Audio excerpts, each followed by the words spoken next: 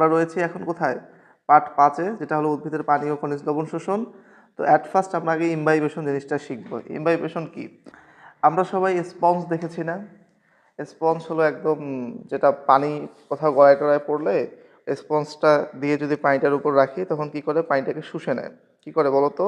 তখন সেই পানিটাকে শুষে নেয়। সো এতে করে দেখা যায় যে পানিটা খুব তাড়াতাড়ি ওই স্পঞ্জটা শুষে নেয়। ওই স্পঞ্জ যেভাবে কাজ করে সেরকম কাজ করে আমাদের হলো কলয়েডাল পদার্থ। তাহলে বলছে অধিকাংশ কলয়েডাল পদার্থ, বেশ বুঝো, অধিকাংশ কলয়েড ধর্মী। অধিকাংশ কি বলছি? কলয়েড ধর্মী। কলয়েড ধর্ম কি? যেটা স্পঞ্জ যেভাবে পানি শুষে নেয়, কলয়েড ধর্মী পদার্থ ওইভাবে পানি শুষে নেয়। পানি শুষে নেওয়াকে বলা হয় পানিগ্রাহী, মানে পানি গ্রহণ করে নেওয়া। পানিগ্রাহী মানে কি? পানি গ্রহণ করে নেওয়া।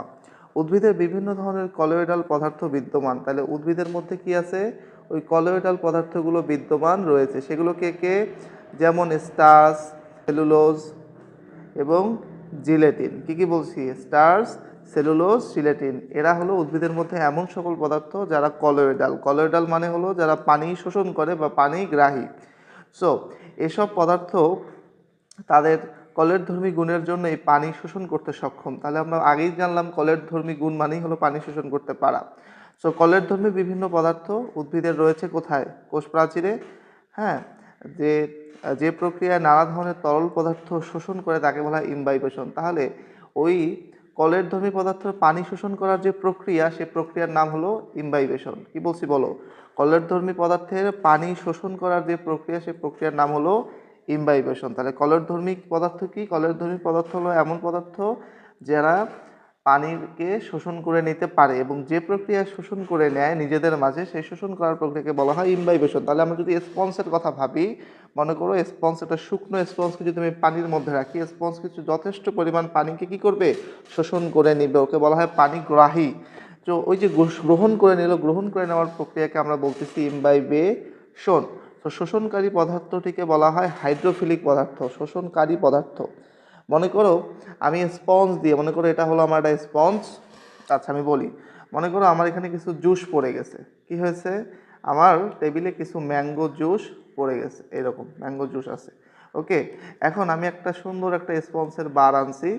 বারটা এনে যখন আমি এই যে এভাবে এটার উপর দিয়ে দিলাম, মানে এই বারটাকে যখন আমি দিলাম, তখন এই সবগুলোকে কী করলো? চুষে নিল। কে চুষে নিল? আমার এই যে আমার স্পঞ্জটি। সো স্পঞ্জটা যখন চুষে নিল, তখন স্পঞ্জটাকে আমি তখন কি বলবো? মনে করো স্পঞ্জটা এভাবে পানিগুলো গ্রহণ করলো। এখন এই স্পঞ্জটার কাহিনী শোনো। স্পঞ্জটা যে প্রক্রিয়ায় চুষে নিল কাকে? আমার এদিকের হলো গিয়ে বাহিরের ম্যাঙ্গো জুসগুলোকে, তাকে আমি বলতেছি ইমবাইবেশন। কি বলছি? ইমবাইবেশন। ওকে, প্রথম কথা। এবং স্পঞ্জ যেই পদার্থ, এই পদার্থটাকে আমি বলতেছি কলয়েড ধর্মী পদার্থ। স্পঞ্জ কীরকম পদার্থ? স্পঞ্জ হলো কলয়েড ধর্মী, কলয়েড ধর্মী পদার্থ। ওকে, কলয়েড ধর্মী পদার্থ। আচ্ছা, এই কলয়েড ধর্মী পদার্থের কাজ কি? ওর কাজ হলো ইমবাইবেশন প্রক্রিয়ার মাধ্যমে কি করা? তরল পদার্থ বা পানিকে শোষণ করা। এখন এইখানে ম্যাঙ্গো জুসটাকে শোষণ করছে না, যে জন্য গল্পটা বলতেছি। ম্যাঙ্গো জুসটাকে আমি বলতেছি হাইড্রোফিলিক পদার্থ। এখানে ম্যাঙ্গো জুসটা কি? এখানে আমার ওই শোষণকারী পদার্থকে, মানে যাকে স্পঞ্জ এটাকে শোষণ করে নিল, সেটাকে আমি বলতেছি হাইড্রোফিলিক পদার্থ। তাহলে কে হাইড্রোফিলিক পদার্থ? আমার এই ইমবাইবেশন প্রক্রিয়ার মাধ্যমে কলয়েড ধর্মী পদার্থ যেটাকে শোষণ করে নিছে, সেই শোষণ করা লিকুইডকে আমি বলতেছি হাইড্রোফিলিক পদার্থ। ওকে, ক্লিয়ার? কারো কোনো কোয়েশ্চেন আছে? আশা করি কারো কোনো কোয়েশ্চেন নাই। যদি থেকে থাকে কমেন্ট বক্স সুন্দর করে খোলা আছে, প্রশ্ন করতে পারে। সো এই গেল আমার হাইড্রোফিলিক পদার্থ। তাহলে এখান থেকে আমি 3টা প্রশ্ন তোমাদের কাছে করে গেলাম। প্রথম প্রশ্ন, খাতা কলম নেন বাবা, লেখা শুরু করেন। Question number 1। ওকে, কোশ্চেন নাম্বার 1 কি? কোশ্চেন নাম্বার 1 হলো, দেখেন 1 নম্বর প্রশ্ন, সেটা হলো ইমবাইবেশন কি বা কলয়েড ধর্মী পদার্থ বলতে কি বোঝো? এই যে কলয়েড ধর্মী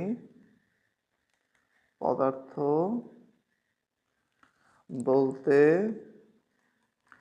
কি বোঝো? এবং তার সাথে ভালো করে শোনো, উদাহরণ দিতে হবে। উদাহরণ দাও। ওকে, এরপর কোশ্চেন অবশ্যই লিখে নাও সবাই খাতা কলমে। 2 নম্বর হলো 2 নম্বর প্রশ্ন কি? 2 নম্বর প্রশ্নটা হলো ইমবাইবেশন কি? ইমবাইবেশন, ইমবাইবেশন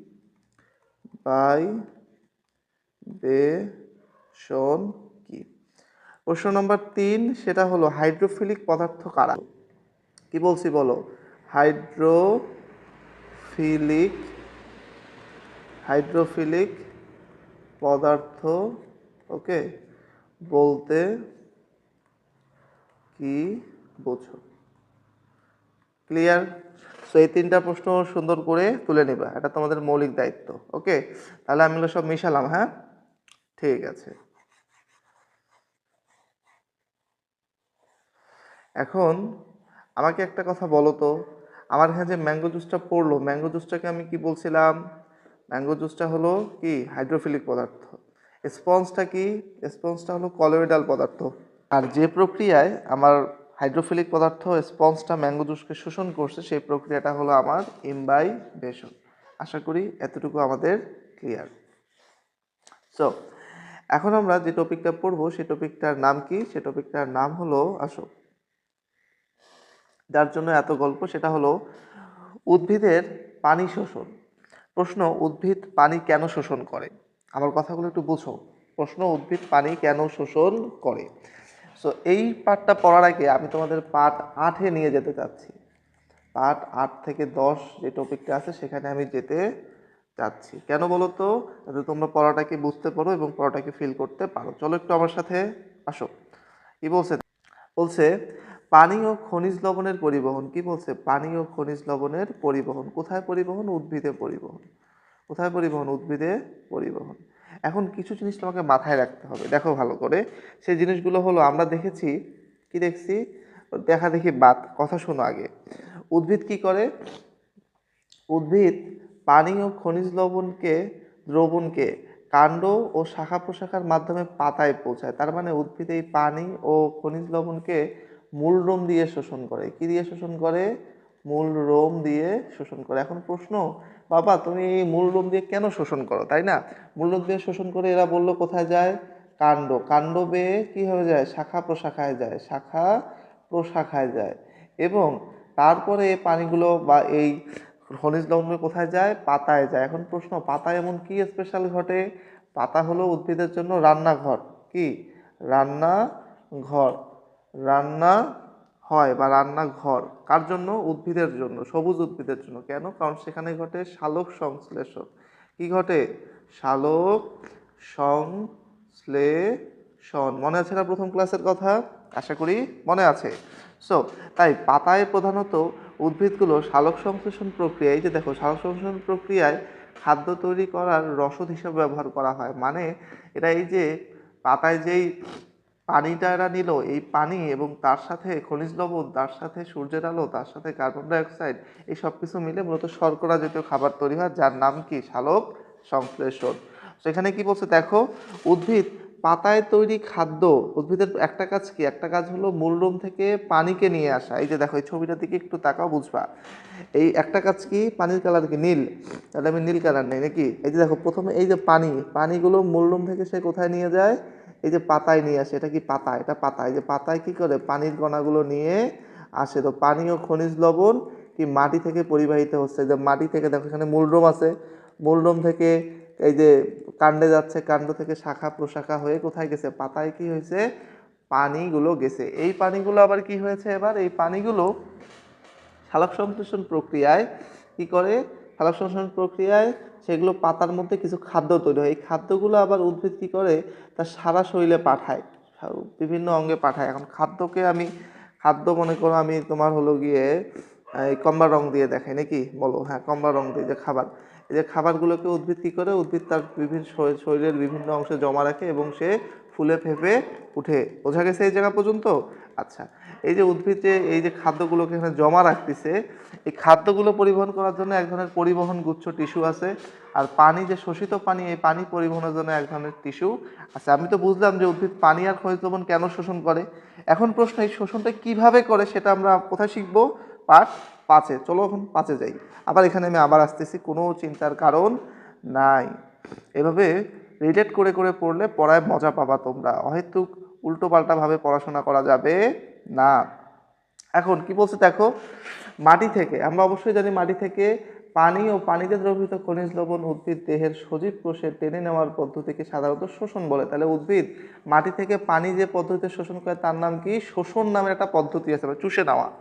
তো স্থলজ উদ্ভিদ মানে যেগুলো মাটিতে জন্মায়, এই বসবাসকারী উদ্ভিদগুলো মূলরোমের সাহায্যে, মনে করো যারা মাটিতে আছে, এই যে মূলরোম মাটির উপরে, এগুলো মনে করো মাটির উপরে, এর উপরে গাছটা আছে দণ্ডায়মান, ওকে, এই মনে করো এই হলো গাছ, কেমন বিশ্রী গাছ হলো, যাই হোক এটা হলো মূলরুম, জুম করে আমরা দেখাচ্ছি। তাহলে এখন এইখানে কি করছে, মূলরুমগুলো মাটির নিচে যে সূক্ষ্ম সূক্ষ্ম বালিকণা আছে সেখান থেকে পানিগুলোকে সে কী করে? চুষে নেয় ধীরে ধীরে। তো স্থলে মানে মাটিতে বসবাসকারী উদ্ভিদের মূলরোমের সাহায্যে মাটি থেকে পানি শোষণ করে। কই থেকে পানি শোষণ করে? মাটি থেকে পানি শোষণ করে। অপরদিকে পানিতে নিমজ্জিত উদ্ভিদ, নিমজ্জিত মানে এই যে মনে করো এটা পুকুরের হলো গিয়া পুকুরের যেটা আমরা দেখি বাইর থেকে, মানে পৃষ্ঠদেশ যেখানে নৌকা ভাসে, ওই পৃষ্ঠদেশে যেমন কচুরি পানা ভেসে ভেসে থাকে, কিছু ময়লা বিভিন্ন উদ্ভিদ, ছোট ছোট উদ্ভিদগুলো বেঁচে থাকে। এক কথায় কচুরিপানা তো আমরা চিনি, তাই না? কচুরিপানা দেখো পানিতে ভেসে থাকে, এই ভেসে থাকে বলা হয় নিমজ্জিত উদ্ভিদ। কি বলা হয়? নিমজ্জিত উদ্ভিদ। তো পানিতে নিমজ্জিত উদ্ভিদের সারা দেহ পানি দ্বারা শোষণ করে। তাহলে কচুরিপানা সারা দেহ কি করে? পানি শোষণ করতে পারে, পুকুরের পানি। কিন্তু জলজ উদ্ভিদগুলো, জলজ উদ্ভিদ বলতে কি? এই যে পুকুর মনে করো, এই যে পুকুরের তলদেশে কিছু ছোট ছোট আগাছা হয় না, বা ছোট ছোট লতা পাতা হয়, ওই জলজ উদ্ভিদগুলো কি করে? মূলরোম দিয়ে মাটির সূক্ষ্ম কণার ফাঁকে লেগে থাকা কৌশিক পানি, কোন পানি? কৌশিক পানি অভিস্রবণ প্রক্রিয়ার মাধ্যমে নিজ দেহে টানে। কোন প্রক্রিয়া টানে? এরা আবার এখানে যে মাটি আছে, এই মাটির যেই ওদের যে মূলরোমগুলো আছে সেখান থেকে টানে। বাহ, এখানে পানির সমারোহ এখান থেকে না নিয়ে ওরা মাটি থেকে নেয়। মানে যার যত আছে তার তত নকরা, বোঝা গেছে? সো এদের নকরা আমরা বুঝছি। এরপর কি বলছে দেখো, মূলরোমের প্রাচীর হলো ভেদ্য। ভেদ্য মানে কি? যেটা ভেদ করা যায়, যে ভেদ্য পদ্মা অভেদ্য পদ্মা আগের ক্লাসে বলছি না? ওকে। প্রথমে ইমবাইবেশন প্রক্রিয়া, একটু আগে দেখলাম ইমবাইবেশন কি, কেউ প্রশ্ন করলে টাড়ায় চর খাবি। তাহলে প্রথমে আমরা কি ইমবাইবেশন প্রক্রিয়া, পানি শোষণ করে কোষ প্রাচীরের নিচে অবস্থিত অর্ধভেদ্য পদ্মা। দেখ মূলরোমে যেটা সেটা হলো ভেদ্য, বাট এখন সে মূলরোমের ভিতর ঢুকে কোষ প্রাচীরে চলে গেছে। মানে এই যে মনে করো এটা হলো আমার মূলরোম, এই যে মূলরোম, এই মূলরোম থেকে এই কোষে আসছে, এই যে এগুলো হলো কোষ, এই কোষের কোষ প্রাচীর যেটা কি অর্ধভেদ্য, এখানকার প্লাজমা পদ্মার সংস্পর্শে, মানে ওখানকার সংস্পর্শে আসে। সো মূলরোমে কোষীয় দ্রবণের ঘনত্বের তুলনায় এর পরিবেশের দ্রবণের ঘনত্ব কম থাকে, তাই পানি কি হয়? কোষের মধ্যে অন্ত অভিস্রবণ প্রক্রিয়ায় চলে আসে। অন্ত অভিস্রবণ এত বোঝার দরকার নেই, তুই এইখানে দেখ বাবা। মনে কর এইটা হলো কি অ্যাড করলাম, মনে কর এটা হলো গিয়ে সেই মূলরোম, ওকে, এটা হলো সেই হলো গিয়ে মূলরোম। এখন এই মূলরোমে কি হবে? সমস্যা, এই হলো উদ্ভিদের কাণ্ড, এই হলো মাটি, এই হলো মাটি, ঠিক আছে? এটা হলো উদ্ভিদের কাণ্ড, নিচের দিকে এই মূলরোমগুলো এভাবে ছড়ায় ছিটায় আছে, এটা হলো উদ্ভিদের মোটা শিকড়টা। আচ্ছা, এই মূলরোম থেকে প্রথমে পানি কি করে দেখ, এই মূলরোম থেকে প্রথমে পানি নীল কালার, নীল কালার পানি নাকি? এই যে প্রথমে পানি এখানে গেল, যাওয়ার পর এইখানে আসলো, যেটা কি ভেদ্য পদ্মা। এখানে কি পদ্মা আছে? এই যে মূলরোমের এই যেগুলা, এখানে কি হলো? ভেদ্য পদ্মা আছে। এই ভেদ্য পদ্মা টুকুস করে ঢুকে গেল, বাট এইখানে তো অসংখ্য ছোট ছোট ছোট কোষ আছে নাকি? এই কোষগুলোর মধ্যে আবার কি হয়েছে? কোষগুলোর মধ্যে রয়েছে অভেদ্য মানে অর্ধভেদ্য পদ্মা, অর্ধভেদ্য পদ্মা। তো অর্ধভেদ্য পদ্মা কোথায় থাকে? আমরা জানি অভিস্রবণের ক্ষেত্রে লাগে। কোথায় লাগে? অভিস্রবণের ক্ষেত্রে। অভিস্রবণের কাহিনী কি? ভিতরের ঘনত্ব কি বেশি, আর বাহিরের ঘনত্ব কম। দেখ এখানে লিকুইড বেশি, মানে এখানে পানি বেশি আছে, বাট এই জায়গায় পানি নাই, পানির অভাব, তো পানি ভিতরে যাচ্ছে, বোঝা গেছে? পানি শুষে নিচ্ছে কারণ এর ঘনত্ব বেশি। এই শুষে নেওয়া বা পানি যাওয়ার এই প্রক্রিয়াকে আমরা কি বলতেছি? এই প্রক্রিয়াকে আমরা বলতেছি হলো অন্ত অভিস্রবণ প্রক্রিয়া। তো মূলরোমের বাহিরের আবরণ থেকে কেন্দ্র পর্যন্ত সব কোষের ঘনত্ব সমান নয়, মানে এখানে কোষের ঘনত্ব এখানে এখানে উপরের দিকে এর জায়গায় ঘনত্ব সমান নয়। ফলে কোষান্তর মানে এক কোষ থেকে আরেক কোষে যেতে যেতে যেতে যেতে অভিস্রবণের কারণে মূলের এক কোষ থেকে অন্য কোষে পানির গতি অব্যাহত থাকে এবং পরিশেষে পানি কাণ্ডের জাইলেম বাহিকায় গিয়ে পাতায় পৌঁছায়। কোথায় পৌঁছায়? পরিশেষে পাতায় পৌঁছায়। এখন এই কাণ্ডের জাইলেম পরিবাহিকা নামে যে বাহিকার নাম বলছে, এই নামটা মাথায় রাখিস। এই জাইলেম, একটু পরে জাইলেম আমাদের জীবন জটিল বানাই দিবে, একটু পরে আমরা দেখবো, কারণ তোদের বুঝতে অনেক কাউবাকাচার লাগাই দিবি তোরা। যাই হোক, তো পরিশেষে পানি তাহলে কি হয়? কোষান্তরে, মানে এই যে কোষ হতে কোষ কোষান্তরে, যুগ হতে যুগ যুগান্তরে, বুঝছিলাম না কি যেন একটা ছড়া ছিল ওইরকম। তাহলে এখানকার এই যে কোষ হতে, এই যে দেখে এই কোষগুলা থেকে যাইতে যাইতে যাইতে যাইতে যাইতে যাইতে কাণ্ড বেয়ে পাতায় পৌঁছায় যাবে। কোথায় পৌঁছাবে? একদম পাতায়। তো এই কোষ হতে কোষান্তরে নাকি কোথায়? ফলে কোষান্তর অভিস্রবণের কারণে উদ্ভিদের মূলের এক কোষ থেকেই শুরু করে অন্য কোষে পানি যেতে যেতে যেতে যেতে সেটা কোথায় যায়? কাণ্ডের জাইলেম বাহিকায় যায়। পরে কাণ্ডের জাইলেম বাহিকা হলো পরিবহন কোষের বাহিকা, সে সুকুশ করে কোথায় নিয়ে যায়? সেটাকে পাতায় পৌঁছে দেয়। এটা ছিল তো পানি শোষণ। বাট লবণ শোষণ নিয়ে কোনো কথা নাই। এই মাটিতে যে পানি আছে সেই পানিতে লবণ থাকে দ্রবীভূত অবস্থায়, আর এই লবণ মূলত দুইভাবে শোষিত হয়। কয়ভাবে শোষিত হয় বলছি বল? দুইভাবে। সেটা কি? একটা হলো নিষ্ক্রিয় শোষণ আর একটা হলো সক্রিয় শোষণ। আর এই যে উদ্ভিদের জন্য প্রয়োজনীয় যে খনিজ লবণ, তার উৎস হলো মাটিস্থ পানি। একটু আগে তো বললাম যে মাটিস্থ পানির, এই যে মাটিস্থ যে পানি উদ্ভিদ শোষণ করে, ওই পানির সাথেই কি হয়? লবণের কণাগুলো দ্রবীভূত অবস্থায় টুকুস টুকুস করে চোরের মতো প্রবেশ করে। ঘটনা বুঝছেন? এই পানি আসার সুযোগে সেও টুকুস করে ঢুকে আসে। I think clear. সো এখানে কি বলছে? এখানে কি বলছে দেখো, এই যে এটা হলো মূলরোমের অঞ্চল যা অভিস্রবণ প্রক্রিয়ায় পানি শোষিত হয়। তাহলে কোন প্রক্রিয়ায় পানি শোষিত হয়? অভিস্রবণ। আর কোষ সৃষ্টিকারী অঞ্চল যা নিষ্ক্রিয় বা সক্রিয় শোষণের পদ্ধতিতে খনিজ লবণ শোষণ করে। তাহলে যদি প্রশ্ন আসে এমসিকিউতে, ভালো করে বুঝেন যে কিনা কি চাইলো আপনার কাছে? সেটা হলো যে এই যে লবণ শোষিত হয় নিষ্ক্রিয় বা সক্রিয় পদ্ধতিতে কোন অঞ্চলে? সেটা হবে কোষ সৃষ্টিকারী অঞ্চল দ্বারা। কোন অঞ্চল দ্বারা? কোষ সৃষ্টিকারী অঞ্চল দ্বারা। আর মূলরোম অঞ্চল দ্বারা কি হয়? অভিসরণের মাধ্যমে পানি শোষিত হয়। কে শোষিত হয় রে? পানি শোষিত হয়। দেখা যাচ্ছে না? জুম করব দাঁড়া, এই যে দেখ কি হয়? মূলরোমের অঞ্চল দ্বারা কি শোষিত হয়? এই বেটা, মূলরোমের অঞ্চল দ্বারা কি হয়? পানি শোষিত হয়। আর কোষ সৃষ্টিকারী অঞ্চল দ্বারা কি হয়? খনিজ লবণ শোষিত হয়। আশা করি ক্লিয়ার। সো এই ছিল আমাদের পার্ট 5, কিন্তু শেষ। আল্লাহুম্মা আমিন। পার্ট 5। এখন এর যমজ ভাই হলো 8 আর 10। 8 থেকে 10, 8 থেকে 10 আমরা কিছুটা আলোচনা করেছি নাকি? 8 থেকে 10 আমরা কি কি দেখলাম? একটু আগে আমরা দেখলাম যে উদ্ভিদ সালোক সংশ্লেষণের জন্য, এই যে আবার বলতেছি, সালোক সংশ্লেষণের জন্য কি চোরামো করছে? মূলরোম থেকে কাণ্ড, কাণ্ড থেকে শাখা প্রশাখায়, পাতার মাধ্যমে কি কোষের রান্নাঘর পাতায় পৌঁছে, সেখানে সালোক সংশ্লেষণ ঘটে, সেখানেই নাকি সেরা সবাই ব্যবহৃত হয়। তবে একটা ঝামেলা মানছে। ঝামেলা কি? এখানে একটা নতুন নাম শুনলাম, সেটার নাম হলো জাইলেম নামে নাকি কোন এক ফাজিল আছে। সেই ফাজিল নাকি আবার এই কাণ্ড থেকে শাখা প্রশাখা পাতায় পর্যন্ত নিয়ে যায়। কাকে? পানিকে। এখন আমি আপনাদের দুইটা নতুন নতুন শব্দ শিখাবো, আগে সুন্দর করে মুখস্থ করিয়া লন। কি সেই শব্দ? আসেন দেখি। প্রথম শব্দ হলো এই যে জাইলেম। কি বলছি? জাইলেম। কেউ আবার জালিম বলিস না। আরেকটা হলো ফ্লোয়েম। কি বলছি? ফ্লোয়েম। এরা কি? এরা হলো পরিবহন টিস্যু। এরা কি? এরা হলো পরিবহন টিস্যু। জাইলেম জল পরিবহন করে। কি পরিবহন করে? জাইলেম জল পরিবহন করে। মুখস্থ করে না, জাইলেম জল পরিবহন করে। জাইলেম কি পরিবহন করে? জল। আর ফ্লোয়েম ফুড পরিবহন করে। কেমনে পড়বো? Phloem food. তাহলে জাইলেম জল পরিবহন করে এবং ফ্লোয়েম কি পরিবহন করে? ফুড পরিবহন করে। জাইলেম জল পরিবহন করে, ফ্লোয়েম ফুড পরিবহন করে। এই এতটুকু মনে থাকলে এই পড়া এখান থেকে প্রশ্ন হবে গ এখান থেকে প্রশ্ন হবে। এগুলো তোদের কাছে পানি পানি হয়ে যাবে একদম। তোরাও কবি জল জল হয়ে গেছে আমাদের কাছে নাকি? তো একটু আগে আমি একটা চিত্রে দেখলাম, সেই চিত্রে কি হয়েছে? চিত্রটা একটু জুম করে আবার দেখাই। এই হলো আমার গাছ। এই যে মূলরোম থেকে পানি টুকুস টুকুস করে গেছে, নীল রঙের পানি আমি দেখতে পাচ্ছি নাকি? তোরা দেখতে পাচ্ছিস আমার লগে? আশা করি দেখা যাচ্ছে না রে? হ্যাঁ, এই যে দেখ, এবার দেখ, এই যে পানি টুকুস টুকুস টুকুস টুকুস করে যাচ্ছে। এই পানি যাওয়ার পর এখানে পাতায় গেল। এই যে পাতায় যখন আসছে, এই যে দেখ জাইলেম নিয়ে আসছে। কে নিয়ে আসছে? জাইলেম নিয়ে আসছে। জাইলেম যখন পানিটাকে টুকুস টুকুস করে নিয়ে আসছে, তখন কি ঘটনা ঘটছে বল বাবা? তখন কি করছে? এখানে সালোক সংশ্লেষণ করছে, গোটে খাদ্য তৈরি হয়েছে। এই খাদ্য আবার টুকুস টুকুস করে কে নিয়ে যাবে? ফ্লোয়েম উদ্ভিদের সারা কোষে নিয়ে যাবে। তো এইখানে দেখ, এই যে দেখ জাইলেম টিস্যু, লাইনটা পাইছিস? জাইলেম টিস্যু মূল থেকে পানি ও দ্রবীভূত খনিজ লবণ উপরের দিকে পরিবহন করছে। তার মানে জাইলেম হলো সেই জটিল টিস্যু, মানে সেই পরিবহন টিস্যু। সে জল ও খনিজ লবণ পরিবহন করে। আবার এই দেখ এখানে এটা কি লেখা? কাণ্ড। এরপরে বলছে ফ্লোয়েম টিস্যু পাতা থেকে। তাহলে ফ্লোয়েম টিস্যু কই থেকে? পাতা থেকে প্রস্তুতকৃত খাদ্য উপরের দিকে পরিবহন করছে।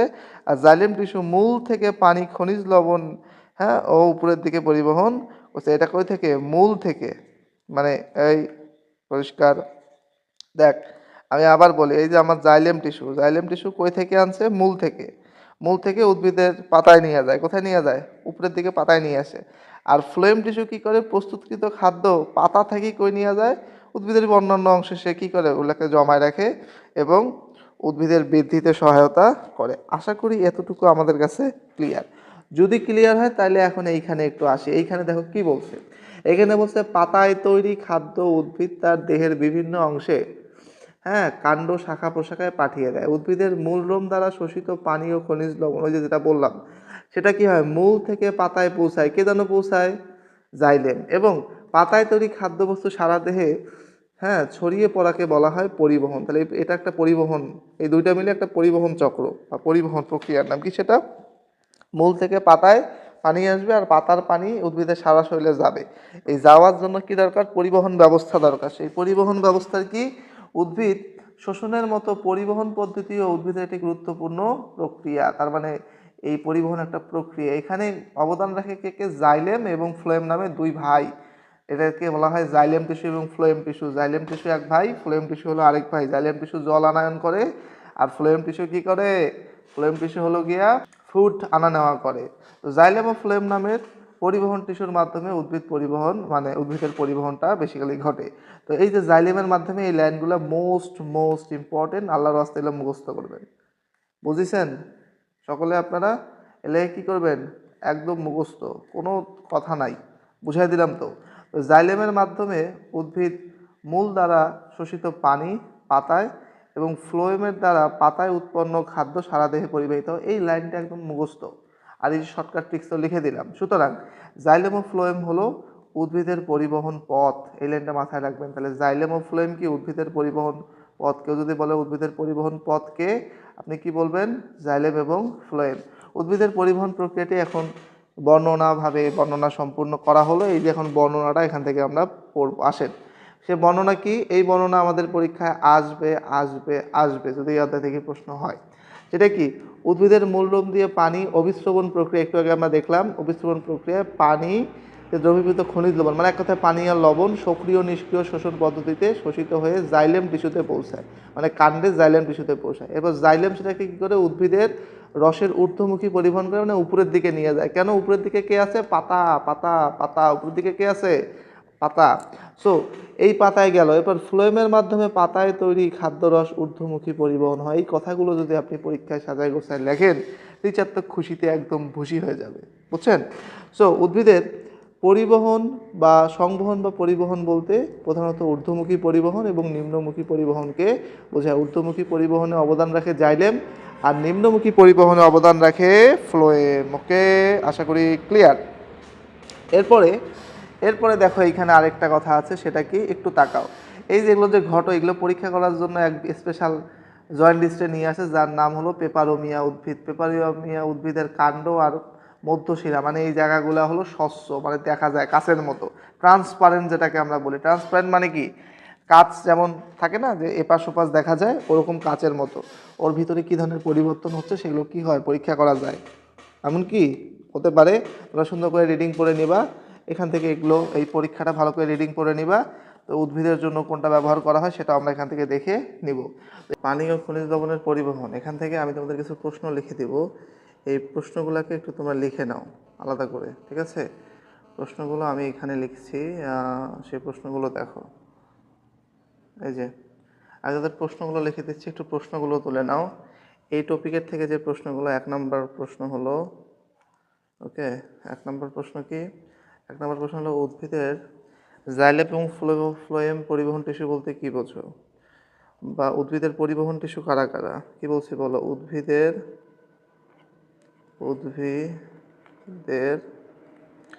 পরিবহন পরিবহন টিস্যু কারা কারা? কারা? প্রথম কথা, এটা 1 মার্কের। 2 নম্বর প্রশ্ন, উদ্ভিদের পানি পরিবহন এবং খাদ্য পরিবহন ব্যাখ্যা ও বিশ্লেষণ করো। সজীব উদ্ভিদের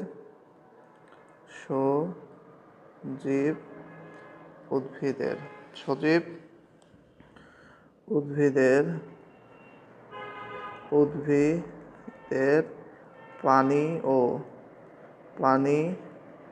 ও খাদ্য পানি ও খাদ্য পানি ও খাদ্য পরিবহন প্রক্রিয়া ব্যাখ্যা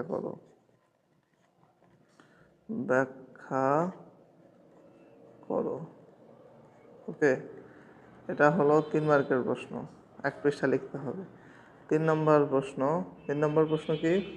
3 নম্বর প্রশ্ন হলো 3 নম্বর প্রশ্ন, উদ্ভিদ কিভাবে পানি ও খনিজ লবণ শোষণ করে? উদ্ভিদ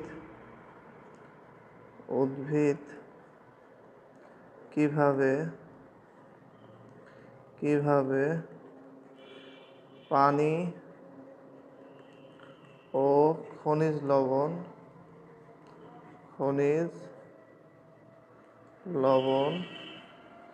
শোষণ করে? ওকে, আশা করি এই প্রশ্নগুলোর উত্তর তোমরা দিতে পারবা। এটাও হলো 3 মার্কের, এটা 3, এটা হলো 1 মার্কের। এই প্রশ্নগুলো তোমাদের হোমওয়ার্ক থাকবে। ওকে, আশা করি ক্লিয়ার। সো এই প্রশ্নগুলো তোমরা লিখে নিবা সবাই নিজ দায়িত্বে, প্রথম কাজ। এবং দ্বিতীয় কাজ সেটা হলো আমাদের এই যে আজকে যে টপিকটা আমি আলোচনা করলাম, আশা করি তোমাদের কাছে ক্লিয়ার। যদি কোনো কোয়েশ্চেন থাকে কমেন্ট বক্সে রেখে দিবা, আমি সময় সুযোগ পেলে অবশ্যই উত্তর দিব প্রথমত। দ্বিতীয় কাজ হলো তোমাদের এইগুলো সবাই নোট করবা, যে লাইনগুলো আমি দাগিয়েছি সেই লাইনগুলো তোমরা নোট করে নিবা, তাহলে জিনিসগুলো তোমাদের কাছে বুঝতে সুবিধা হবে। এইখানে একটা শব্দ আমি বলি নাই, সেটা প্রস্বেদনের মাধ্যমে পাতা থেকে পানি বের হয়ে যায়। তাহলে প্রস্বেদন এমন একটা প্রক্রিয়া যেটার মাধ্যমে কি হয়, পাতা থেকে পানি বের হয়ে যায়। এটাই হলো আমাদের আগামী নেক্সট ক্লাসের টপিক, সেটা হলো আমাদের অধ্যায়টি ক্লোজ। সো এই অধ্যায়ের আজকে আমরা বেসিক্যালি কি আলোচনা করলাম? আজকে আমরা পানি ও খনিজ লবণের পরিবহন এবং পানি ও খনিজ লবণ কীভাবে উদ্ভিদ গ্রহণ করে সেটা নিয়ে আলোচনা করলাম। আমরা নেক্সট ক্লাসে পার্ট 6 প্রস্বেদন নিয়ে আলোচনা করব ইনশাআল্লাহ। সো দেখা হচ্ছে নেক্সট ক্লাসে। এবং তোমরা যদি এরকম ক্লাসগুলো রেগুলার পেতে চাও তাহলে অবশ্যই আমাদের ইউটিউব চ্যানেলটি সাবস্ক্রাইব করে রাখবে, এবং আমাদের ফেসবুক পেজে দেখে থাকলে পেজটিকে কী করবে, ফলো করে রাখবে। এবং অবশ্যই যদি ক্লাসটি তুমি বুঝো এবং যদি তোমার মনে হয় তোমার কোনো বন্ধু বান্ধবের উপকার হবে, অবশ্যই তাদেরকে এটা শেয়ার করে দিবা। এই ছিল আমাদের আজকে ক্লাসের টপিক। দেখা হচ্ছে আমাদের নেক্সট ক্লাসে। সে পর্যন্ত সুস্থ থাকবেন, সুন্দর থাকবেন। আল্লাহ হাফেজ।